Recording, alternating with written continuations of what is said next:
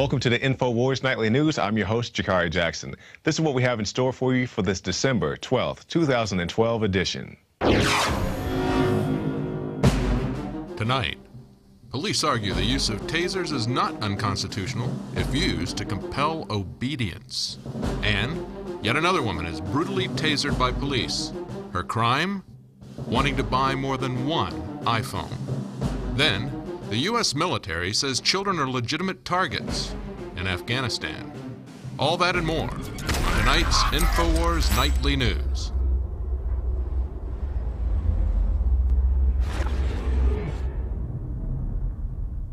Top story headline: lawsuit, use of taser not unconstitutional when used to compel obedience. Now, to give you a little backstory on this story, a woman in Oklahoma was tased by a police officer with her hands handcuffed behind her back. Now, she did spit on the officer, which officers do consider to be assault, but the officer responded by taking his taser and firing it point-blank range into the woman's chest. Let's take a look at the article. Cops and attorneys have argued in an ongoing lawsuit that the use of a taser at point-blank range on a handcuffed woman does not constitute assault with a dangerous weapon, and that the use of tasers is not unconstitutional when used to compel obedience by inmates. Williams, that's the woman in the suit, was charged with felony assault and battery on a police officer. She was given a 10-year suspended sentence. Now, if she got a 10-year suspended sentence, of course the guy had to get something, right? Well, let's take a look. The lawyer for the officer in this case argues that he had the right to use the taser because he was using it to control her behavior, not to inflict damage. So I guess his intention was not to harm the woman. So they're saying it was all good, and you can taser people at point blank range.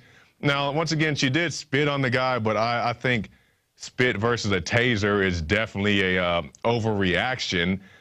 He wasn't trying to subdue her. I've had a job working at a jail, and I've seen people spit and, even throw feces at people. They usually put a bag over their head if they spit, or, put them in some type of solitary confinement. Using a taser to, keep somebody from spitting at you is definitely excessive, and definitely interested to see what happens with this case as it develops. Next story. Woman brutally tasered by police for trying to buy an iPhone. Trying to buy an iPhone. Let's take a look. You can hear the taser and screams from a 44-year-old woman. Shou Jolie says she speaks Chinese, not English, and says it was a misunderstanding because of the language barrier. She says she wanted to buy several iPhones for family in China, but on Friday was limited to buying 2. She says she recorded video in the store of what looked like other customers buying more. See, excessive force. Again, this is even worse than the first story. At least that lady spit out. I'm not justifying the actions of the officer, but this lady trying to buy an iPhone, didn't speak English, so, and that's the defense a lot of these guys are using. Well, I told them that I was going to taser her. I told her that I was going to taser. Speaking loud in a language that somebody doesn't understand doesn't help the situation.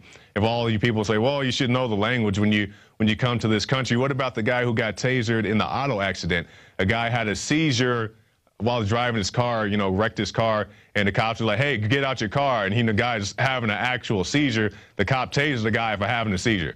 So, yelling and saying, yeah, I'm giving him a warning. A verbal warning doesn't always do the trick. So I definitely hope that police, not just here in this particular instance, but all cases everywhere, will seriously rethink the way they use their tasers. And I can't even really fault the officers because they're following a procedure that they're allowed to follow. So change the procedures radically, from the ground up. Start over and look at the use of tasers. We'll move on to our next story. Too fat to serve. U.S. Army gives tons of overweight soldiers the boot. Tons of overweight soldiers. Oh, man. All right, let's take a look at the article. 15 times more troops were discharged from the U.S. Army this year due to obesity than 5 years prior. Over the past 15 years, the figures of obese people actively serving more than tripled. Now, the article goes on to talk about sedentary lifestyle and, other things that affect troops. And, I'm not going to, disregard that. I guess there are people who live, kind of a sedentary lifestyle. They go join the military, and maybe they're not in the best of shape. But I mean, a good man is hard to find. If you got people willing to serve their country, I definitely am interested to see how they would evaluate somebody who's fit to serve. I don't know if they have, some kind of time drill or body mass index or whatever else they use. But we all know that they're trying to get more robots, more drones, and the Pentagon admits that they don't trust their own drones. They're basically trying to, replace the actual on-ground troops or in-air troops anyway. So this is just another way to do it. And I'm interested to see how they evaluate that, to say you're too fat to serve. But that's the world we live in nowadays. Next story. Senate kills Pentagon's alternative CIA. Yeah, Pentagon, you thought you slipped one through there, didn't you? Let's take a look at the article. Washington Post reported that the Pentagon planned to send hundreds of additional spies abroad, and in doing so would establish an espionage network that would rival the size of the CIA. In a harshly worded explanation drafted in Washington last week, though, the Senate Armed Service Committee suggested that the Pentagon has a lot to get right before a request like this can be cleared by Congress. So good job, Senate, on that one. And don't be fooled. The Pentagon's they're gonna redraft this and put some slick lawyer talk in it and try to get it passed again. But as the Senate pointed out, you can't do right with the stuff you have. We're not gonna give you 100 more guys who want to be James Bond. So good job, Senate, and keep your eyes open for the next assault. Next story. Media ignores bombing of Social Security building. And why would they do such a thing? Paul Joseph Watson will tell us why. The reason why the story has received such scant coverage is most likely due to the fact that the alleged terrorist blamed for carrying out the attack, Mr. al-Dawsari, is an Iraqi refugee who helped the United States in the uprising against Saddam Hussein in 1991. Continuing, the feds allege al-Dawsari, a convicted felon, detonated the device outside of Casa Grande Social Security Administration office on November 30th. Is al-Dawsari yet another of numerous double agents brought into the United States under Bush and Clinton that were later identified as culprits behind domestic terrorist attacks? And is this one of the reasons for the corporate media's complete disinterest in the story? I don't know, Paul, but those are some very good questions. You can't have your Apaches getting caught up in big media attention because that draws attention to the people who are controlling the puppets. So I'm definitely interested to see what's going to happen with this. And this happened, November 30th, and this is my first time hearing about it today. So maybe people in Phoenix have more information, and hey, get us more information if you have it. Next story. U.S. Army starts targeting children when you thought the bar could not drop any lower. We've heard Obama say all military-age males in a war zone are potential insurgents and fodder for the fire. The Bush administration says, hey, we have no problem torturing kids.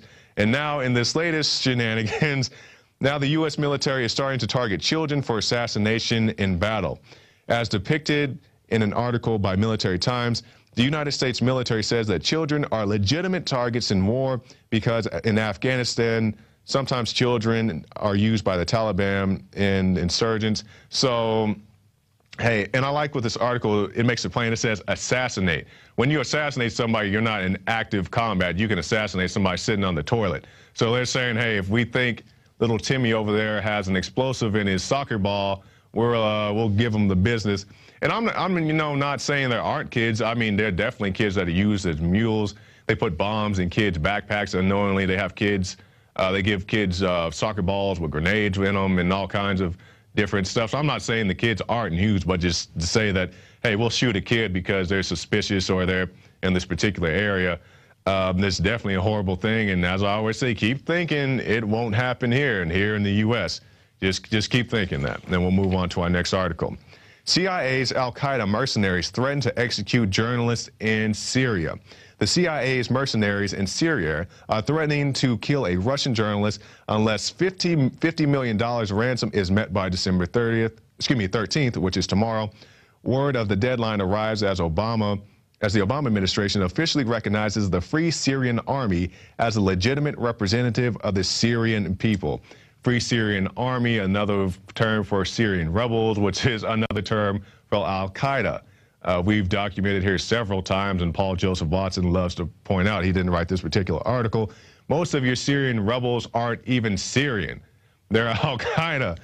Yeah, I mean, it's completely ridiculous. And you take a look at the lady right there, Mrs. Forgive me, Kochneva. I'm sorry, I'm not Ukrainian.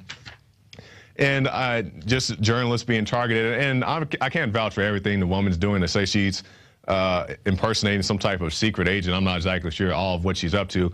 But if she's being targeted because she's a journalist, that's definitely a wrong thing to do. And, you know, sad as it is to say, I guess we'll find out tomorrow what her fate will be. I'm not sure anybody has posted the $50 million, so I guess we'll find out soon. Next story. Sorry, protesters, your jobs are being sent to China and not coming back. We'll just read a small section of this here. Michigan already has the highest rate of union membership in the Midwest. It also has the highest rate of unemployment in the Midwest. And over the past couple of decades, thousands of businesses in Michigan have either closed down or moved facilities overseas. Now, as far as the unions are concerned, I'm kind of on the fence. You know, I'm from a right-to-work state, and right-to-work is working for me. So, I mean, it's a state issue. It's a state-by-state, case-by-case. You know, Michigan, you know, maybe you want to recraft your unions a little bit and keep it on, or if you don't want your unions, you know, that's your business. So I don't lean one way or the other as far as unions or right to works are concerned. But we have another article here that ties into it. Now, this is just a tie-in. I guess we can go to that one, Marcos. We'll come back to this other one. Now, union thugs assault journalists. Fox News journalist Stephen Crowder was attacked on Tuesday as he attempted to interview union members outside the Capitol building in Lansing, Michigan. In the video, a middle-aged man punches Crowder several times, and the guy really did get hit in the face. You know, I guess he's a nonviolent guy. He chose not to fight back, which is fine. You know, I respect that. But as you can see there, the guy, Mr. Crowder, he was out there asking people questions. Maybe he was asking the hard questions, but still asking questions nonetheless. The closest thing he got to being violent himself, and I stress the closest thing, some people were attacking a tent. As you can see right there, Mr. Crowder tried to pull the people back who were attacking the tent, because there were people still inside the tent, and people were, you know, stomping on the tent and all kinds of different things. And Mr. Crowder tried to pull some people off. I guess the crowd didn't like it, and he was physically assaulted. Now, you know, I'm definitely not saying that he deserved it. He didn't deserve to be hit in that instance, but once again, I'm not backing everything he did, because later on he went on Sean Hannity and was talking about how bad the unions were and how great the world would be if, you know, we got rid of the unions. So I'm not saying that, you know, if unions work for you, they do. You know, a right to work is working for me. So now, before you change, Marcos, this was the article I was going to jump into. You didn't know do through this in, did you? Okay, now we have, I think it's on one of the computers, Marcos, leaked Bilderberg documents. Nationalism is dangerous. And if you scroll to the, I think it's the bottom picture. Scroll, scroll, scroll. Down, down, a little more, a little more, a little more, a little more. More, more, more, more. There, up, right there. Okay, now that is a document from Mr. Walter Reuther. He is the president of the United Auto Workers Union, and this is back in April 13th of 1966. This is the document from Bilderberg. So just something to keep in mind for the auto workers out there. Your union president was out there hobnobbing with Bilderberg back in the 60s, and I'm not sure, you know, what that's done for you since, but definitely keep that in consideration as you move forward.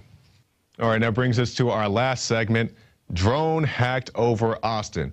Now, we definitely like to thank everybody who joined us this past weekend for our first ever drone mob, the world's first, as far as we know, drone mob and protest. We've got to meet a lot of great people out there, and some of them we will be talking to soon. But we have this article right here from Melissa Melton, and in it she talks about a guy we met out there, Mr. George Bliss, who actually hacked a drone right in front of us, our own drone.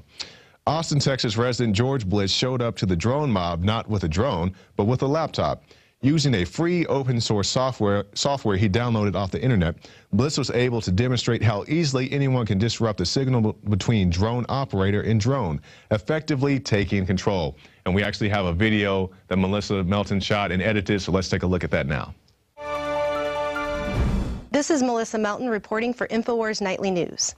Last weekend, Infowars hosted its first ever drone mob, a citizen protest of our taxpayer dollars being used to turn drone technology against us. With the Federal Aviation Administration announcing that 30,000 drones are set to fill our skies over the next decade, regardless of the threat to our civil liberties, many people showed up to speak out against drones and to fly them, but one man showed up to hack them. Hey everybody, thanks for coming out to the drone mob here. We have a guy who came here, he brought his Wi-Fi system, and it'll actually take control of drones. So we're going to have kind of like a live demonstration. So we're about to see a demonstration of free open source software that any person can get. He's going to use it to take control and jam the signal. Okay, I'm now running the block right now. I can see that I'm getting some acknowledgement that it is being effective. So it's just hovering. So staying in a hover mode, he's basically killed it. You don't have to be particular with the drone. It doesn't have to be targeted towards anything specifically. Our particular drone has an automatic landing feature. All you have to do is push land and it'll land. As you can see, David's trying to hit the automatic land and it will not land. Is it working, David? Can you control it anymore? It's pretty hard. Okay, so you do have control over the drone. I do. I'm spinning around right now. Okay. Okay, there you go. Here's your spin. Okay, I'm going to go ahead and see if I can disrupt that here and stop you from being able to control it as well. So you have any control? Not yet. He is trying to spin it like he just was. These acknowledgments here are acknowledgments of what I'm sending, which is telling the drone it wishes to disconnect from the controller. You might want to ask him. Yeah, what's going on, Jakari? Okay, before you saw I was spinning the drone just around in a circle. Now I'm using my keypad to do the same thing I was doing before, and I've lost, I guess, complete control of the drone. Now, this isn't the first time a domestic drone has been hacked. Spending just $1,000 in parts, students at the University of Texas were able to build a device that allowed them to hack a drone in front of the Department of Homeland Security. This is all available on the internet. This is something that, can easily be taught to anybody. We have the power to do that, and this is just a small demonstration of that power. This is so easy to do. Any person can do this. I mean, even if they're using a different type of system, you saw how easy it was to do it this. I mean, how easy do you think it's going to be for just anybody? I mean, we're filling the skies with 30,000 drones. How easy is it going to be for these other things to get taken over that actually have, weapons on them? They have rubber bullets on some of these. They got tasers on some of them. Yeah, it's going to be extremely easy. Iran's already demonstrated, not only did they take over one spy drone recently, the first one they captured was the latest of our stealth technology. I mean, I've interviewed several people on this topic, and all the time I get answers like, well, but it's for my safety. It's going to make me safer, and I'm not doing anything wrong, so it's totally fine. What do you say to people who say that? Well, I think they need to be free-thinking individuals. I mean, there's several consequences for any action. And if anybody wants to get away with something, even if they're doing it for another reason, they're going to lay out all the consequences of what something can do or will do. They'll pick the prettiest one. They're going to sell it based on that. And if we don't look for ourselves at the other consequences of the actions that we're being asked to support or let them take, then we're all going to be enslaved. It's going to be simple for them to do. For Infowars Nightly News, I'm Melissa Melton. So great report, Melissa. Like I said, it's definitely a fun time to meet everybody out there. And I believe we will have Mr. Bliss on the show here shortly. And for anybody who says, oh, he just hacked a toy drone, what about the University of Texas that hacked a real drone? What about that? These things are not hack-proof. Just go ask the CIA. They got the naked pictures and dirty messages all over the internet. Nothing's hack-proof. So we look forward to speaking to you, Mr. Bliss, in the very near future. Now, concerning the drone mob, we actually got some coverage, some sizable coverage, one particular from Press TV. If we can take a look at the article, Americans in Texas protest spy drones. And it just goes on to say that we here at Infowars had a drone mob, and people came out, and we definitely appreciate the attention we got internationally. And speaking of the drone mob, we do have a contest underway. We have a video contest for the best video of the event.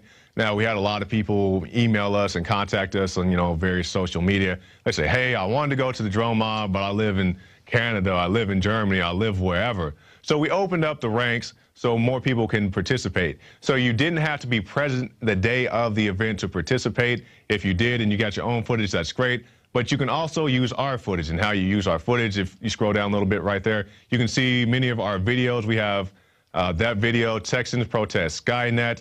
That's an older video, but Melissa Melton has a video out. I believe David Ortiz did a man on the street at the event. So there's plenty of footage out there, and I'll actually make another video. It's just B-roll footage. I'll put it on Infowars Headline HD, maybe even Alex Jones HD, and you guys can just go pull stock footage, make your own videos, and submit them to our contest@infowars.com.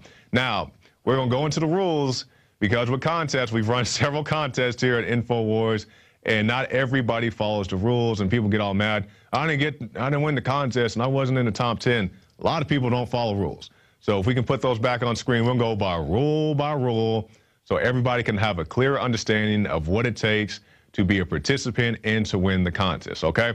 So let's take a look right here. Video must contain footage or photographs taken at the Infowars drone mob at Zilker Park in Austin, Texas on December 8th, 2012. We just want to be very clear. That's why we put all that stuff in there.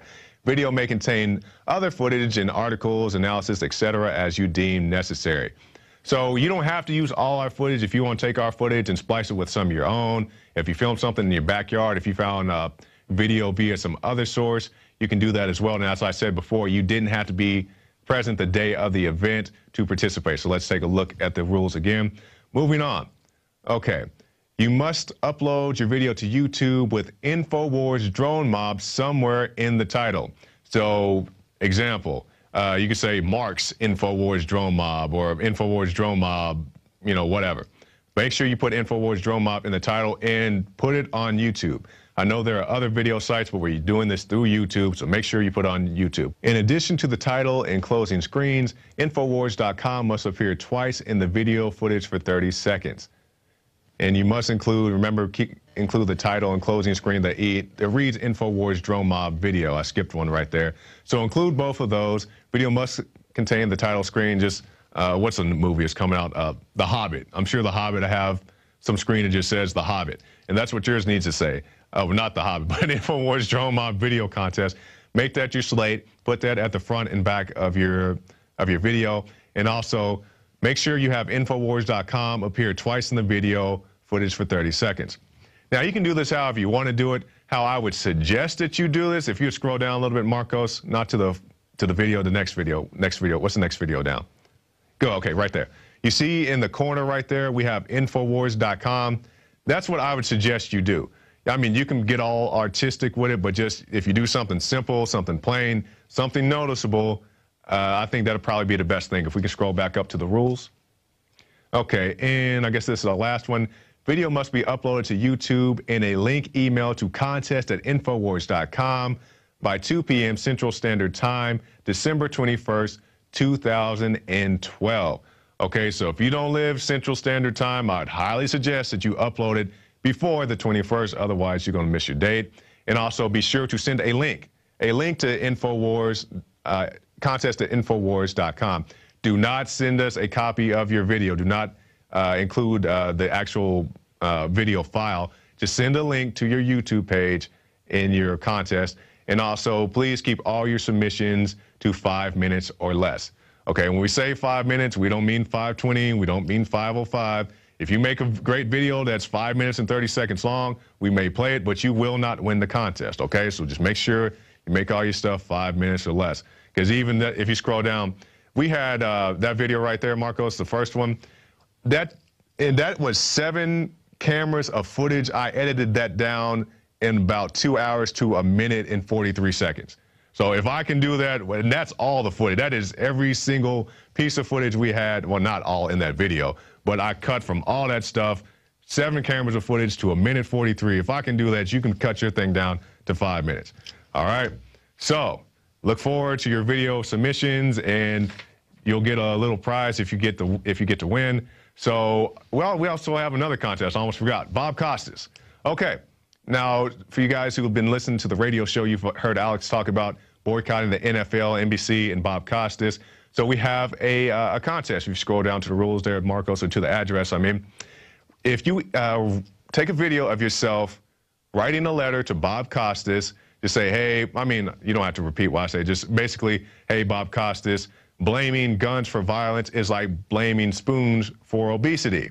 Yeah, so there you go. There's a great illustration right there. I don't think that spoon is the cause of that lady's problems, but so email Bob Costas, and there's the address right there on your screen. Don't email. Make a video of yourself. Film yourself. Have your friend film you writing the letter to Bob Costas. Include a spoon and mail it. Show yourself dropping it in the mailbox or whatever you do. And just send that to Bob Costas. And the best video for that will receive $1,000 as well. And as you can see, forward an open letter submissions to writers at Infowars.com. And that brings us to the end of the news, but the news is not even close to over. We'll have the full interview of Ben Fuchs and Dr. Wallach. People have been asking about that, so we're going to re-air the whole hour-and-a-half interview coming up after this segment. But before we do all that, let's go to the quote of the day. And this one from Ravi Shankar, who passed away today. What will you say on the end of the world, December 21st, 2012? A fiction, a nice fantasy fiction. That by Mr. Shankar. So that's the end of this news segment, but like I said, the show is not close to over. So if you'd like to support this broadcast, check out the all-new prisonplanet.tv. There it is, the new site up and running. We have all the stuff that you know and love. We're still updating it, so work with us on that, but that's the new site, cleaner, more efficient, so definitely take a look at that. You can get 10 subscriptions for the price of one, and also get your 15-day free trial. And also check out InfoWarsShop.com. Now, the big thing we have going right now is the Alex Everything Pack. That is 18 DVDs for $99.95, including Alex's latest strategic relocation with Joel Scalds, and that is one incredible. I mean, the strategic relocation alone is what, $25? It's brand new. So it's definitely a great pack for everybody on your list. You can just buy that and hand them out like candy at Christmas. So there's the full list right there. So be aware of that. And that's the end of this segment. And we'll be back with our explosive interviews right after this.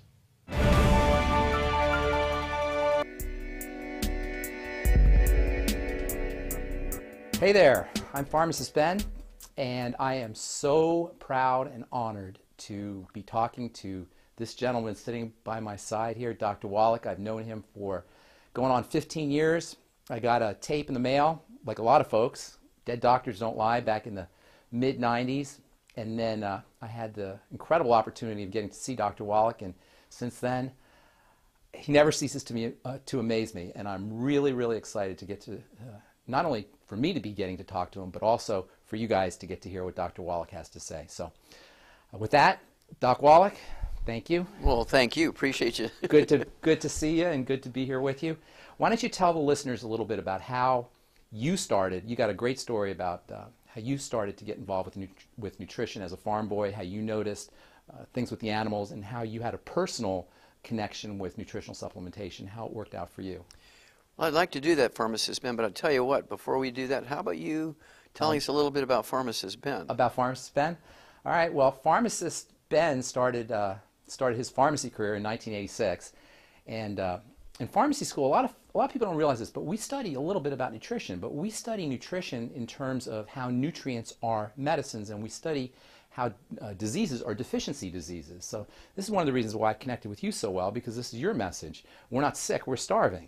Many of the things that we consider to be diseases, heart disease, diabetes, the things we die from in this country, are really nutritional deficiencies at their core. And what I like to tell people is, at the point of death itself, we don't die of what it says on our death certificate. We die because some tissue system somewhere, some organ system somewhere is not being fed. So we literally die of nutritional deficiencies. And in pharmacy school, I was studying how vitamin A was connected to vitamin A deficiency was connected to night blindness, and vitamin C deficiency is connected to circulatory problems.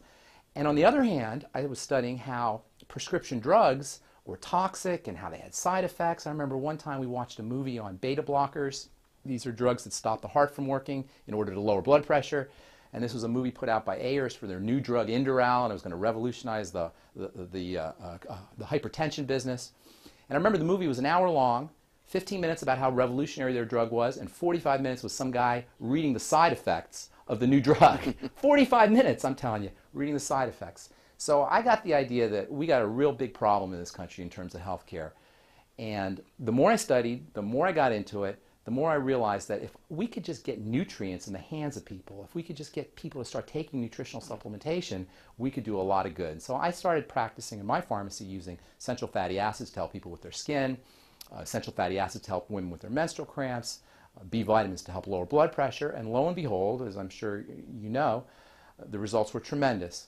So from the get-go almost, I realized as a young pharmacist that we could be using nutritional supplements instead of using medicines, and we could be helping a heck of a lot more people, and we could be saving a lot of money on top of that. Then when I heard your message, I was all over it. I got that tape in the mail, Dead Doctors Don't Lie, and I was like, who is this guy? And I listened to it, and I listened to it, and I got to tell you, I stole some of your ideas, and I went out and I started talking to folks using some of your ideas. And then one day I was working out in the gym, and I met a guy, and we were talking. I said, you have to hear this tape, Dead Doctors Don't Lie. I said, oh my God, I know Dr. Wallach. And it turns out that this guy knew our mutual friend, Robert Snook. And long story short, he took me to one of your talks. I listened to one of your talks, and I was a believer and a follower. And that's how I got involved with longevity, and that's how I got involved with you. So in any case, now I want to talk about you. And your story is very interesting, how you started with nutritional supplementation. Now, I started, it was already the 1980s. So there were already people who were understanding the vitamin C and the B complex and essential fatty acids and minerals were very important. But when you were working with nutrients, we're talking about the 1940s, vitamins were only really discovered 20 years before by mainstream science. So for you to get on board, you had to be quite the visionary. I wonder if you could maybe tell the viewers a little bit about what went through your synapses to make you realize, hey, there's something out there that we could be using to help take care of what people are considering diseases, people are considering genetics, genetic maladies, people are considering birth defects, but really are nothing more than nutritional deficiencies. Well, it actually started when I was 4 years old. I had a disease that would be called today Tourette syndrome. They didn't have a name for it back then, but it's Tourette syndrome. And I had facial tics, and blink my eyes, and I'd get facial cramps, and it progressed. It got worse every year. By the time I was 9 years old, I'd go into a tetany and fall over, and my friends, my peers, my age group, classmates would say I was possessed, and they could bump me around and give me a bear hug and cause me to go into this tetany. And so I started complaining to my mom, and she took me to an eye doctor for some reason, who's an MD eye doctor, and they examined me and said, can't find anything wrong with him, except he's got very long eyelashes, they're hitting his glasses, curling back and tickling his eyeballs. That's what's setting this off. They thought that was what, he tried to say that was causing the tetany. That's right. And so I'm 9 years old, and I'm not buying it. And I said, no, that can't be my eyelashes tickling my eyeballs. It's too much of a systemic problem. I didn't use the word systemic, but my whole body was affected, so I didn't believe it was just my eyes.